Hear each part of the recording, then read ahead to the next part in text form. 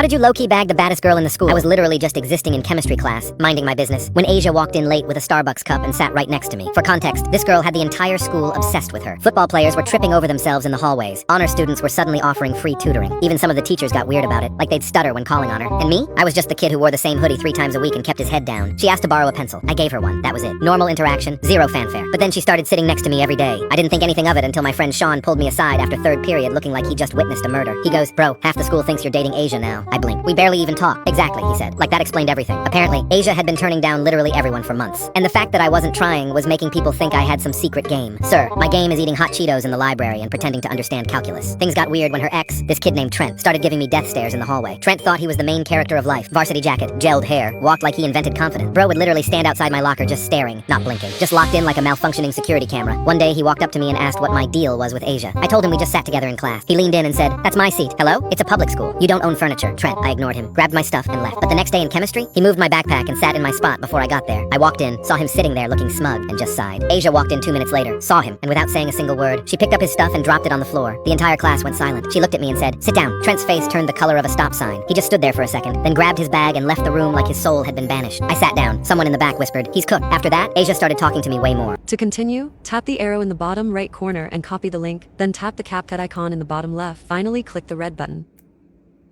When I pulled out the tampon in front of her, she actually gagged. "We need to admit you," she said, covering her mouth. "Hospital day 1.